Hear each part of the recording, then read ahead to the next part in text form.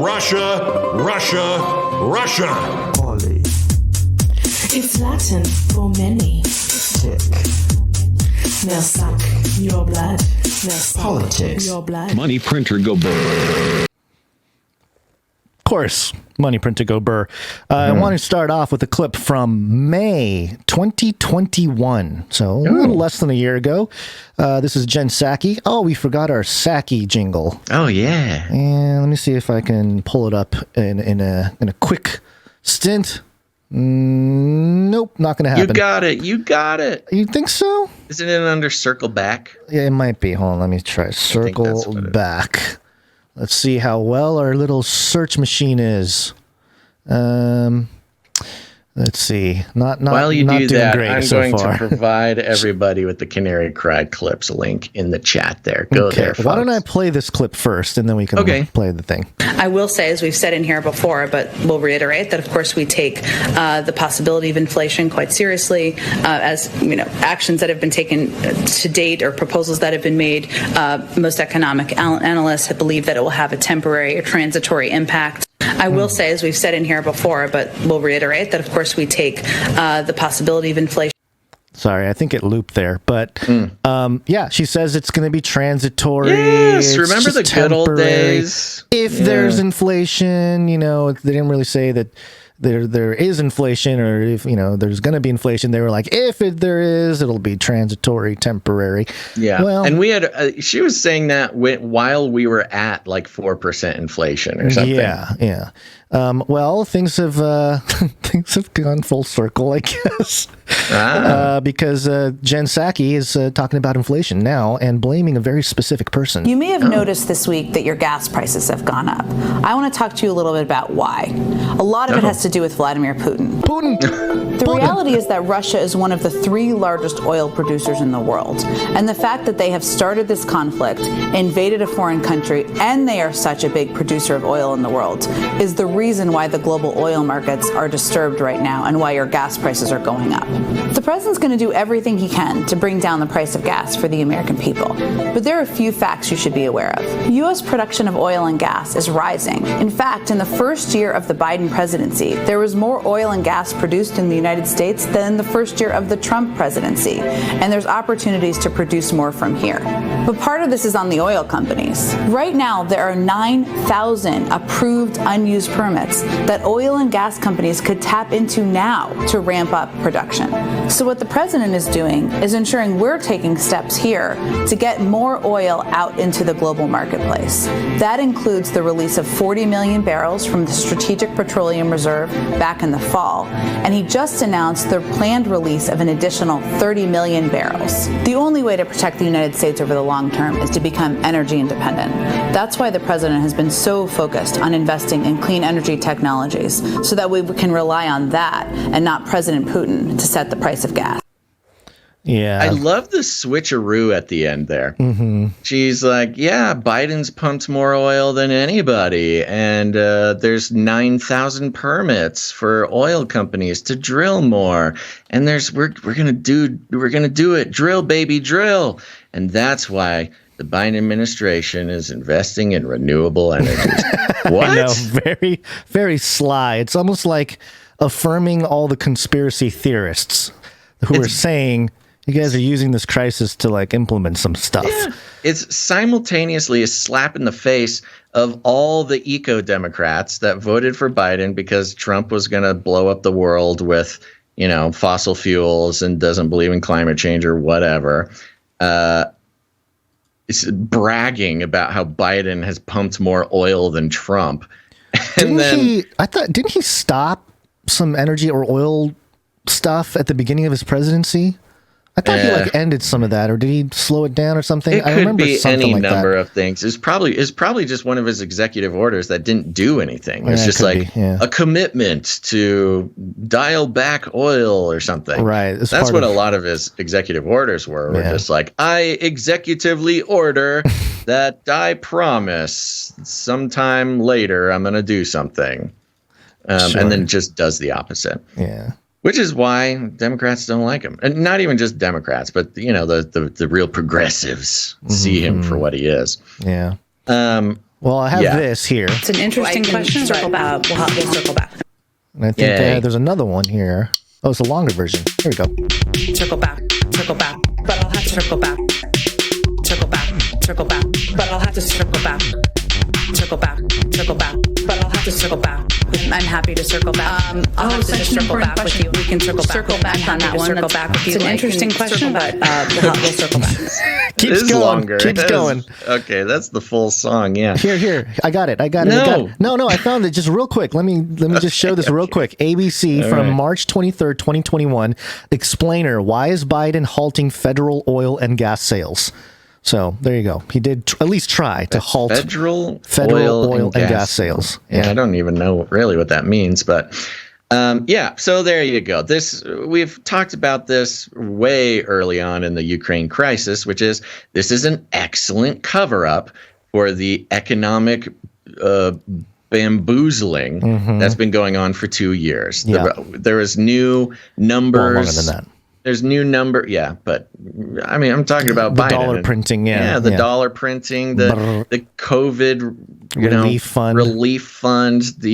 There's new numbers recently that I have not yet had the time to verify, but there's numbers floating around now that 80% of the dollar of total U.S. dollars, 80% of all existing U.S. dollars have been printed in the past. Yeah, see, I haven't verified that number either. I know 40% was something I'm pretty sure was an accurate number. We verified at 40% last year, right.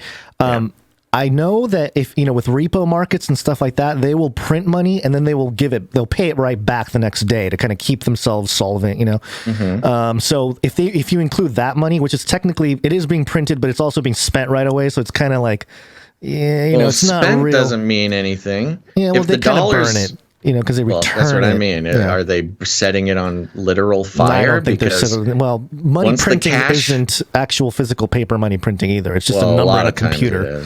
I know, but it's also just a number in a computer, which, who was it that admitted that a couple years ago on 60 Minutes or something? I forget. But, this whole thing, all of it has the economic implications, and certainly having Jen Psaki be sort of the communicator of the details, you're not going to really get a picture of what's happening. But this CoinDesk article that was mirrored on Yahoo Finance gets us into some of the stuff that's been taking place recently as sort of adjacent to the Russia stuff, but I think it has a greater implication for world money and world money order. And so the headline here is Biden's executive order calls for highest urgency on CBDC research and development. So it has finally come. And it says here, U.S. President Joe Biden called for an urgent government-wide focus to be placed on the research and development of a potential central bank digital currency in his executive order signed Wednesday. The order calls for a full-scale assessment of the potential benefits and risks of the CBDC, both for consumers and investors, as well as broader U.S. financial system. Biden has ordered the Treasury Department to spearhead the research and report, with input from other federal agencies, including the Secretary of Commerce and the Secretary of Homeland Security. The assessment is also supposed to determine whether the implementation of a CBDC would be in, quote, the national interest. There are several organizations already researching and piloting CBDCs in the United States, including the Boston Fed, which has partnered with Massachusetts Institute of Technology on CBDC technology, and the Digital Dollar Project, a public-private partnership. It's New World Order talk right there. Founded by consulting firm Accenture and Chris Giancarlo, the former chairman of the Commodity Futures Trading Commission. So here we go. He signed an executive order, and it mentions CBDCs, and we're moving in that direction, which is funny because this was something that I noticed in the language of world institutions back in 2016. So kind of the timeline here, 2015, the Pope comes to the United States, speaks at the UN, says, UN 2030 agenda, the Sustainable Development Agenda, we have commenced it, blah, blah, blah. And we were kind of saying, wait a minute, we didn't vote for this. Like, why is this even happening? And then right after that, because the Pope talked about the economy and economic changes and whatever. A year after that, the IMF started sending out memos to different central banks all over the world about CBDCs. And so I have I found a bunch of sources, and I wanted to revisit them because it's something that I had compiled a few years ago, but the Facelikethesun channel is gone, and a lot of the sourcing was in the description there of the videos that I've published in the past. But just to go over a couple of them here. This one is right from IMF.org, International Monetary Fund website. And this is a PDF from that website, IMF Staff Discussion Note, Virtual Currencies and Beyond, Initial Considerations from back in 2016, I believe was when this document was published. And there's a couple things that I wanted to point out from this, which is of interest. Let's see. Okay, so the first thing here, virtual currencies in principle question the paradigm of state-sponsored fiat currencies and the dominant role that central banks and conventional financial institutions have played in the operation of the financial systems. Virtual currencies are issued without the involvement or backing of a state. And so, they go into this idea of, hey, this stuff is not backed by anything, and we've heard that narrative. Right. Ad nauseum, as if really. we want that to be the case. Right. Well, the IMF does, Yeah. sort of moving in that direction. I have another document here, Ben Broadbent, Central Banks and Digital Currencies. It was a speech he did in London, March 2nd, 2016. At the time, he was the Deputy Governor for Monetary Policy of the Bank of England. And so, at the London School of Economics. So, not some random dude here. And they talk about, and he in the speech talks about central banks, central bank digital currencies, what it means.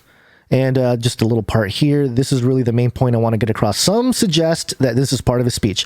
Some suggest that central banks will have to issue their own digital currency, i.e. to supply central bank money more widely via some generalized distributed ledger to meet a quote-unquote competitive threat from private sector rivals, which is like Bitcoin and some of those other cryptocurrencies. I suspect a more important issue for central banks considering such a move will be what it might mean for the funding of banks and the supply of credit. So, the part of the reason why I'm going through this is because there's a level of education that needs to take place with the general public, which is becoming more and more mainstreamed or normalized, especially when Tucker Carlson's up there making, confused faces and talking about how our money is not backed by anything and, all that kind of stuff.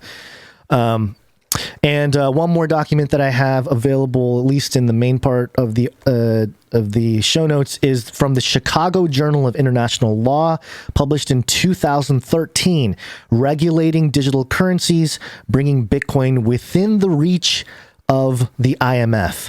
So this really talks about sort of the end goal, the conclusion, or what they're trying to do, and how they would need to have some kind of digital asset to create or to kind of control something like Bitcoin, which obviously they admit in all these papers and stuff that they don't have any control over.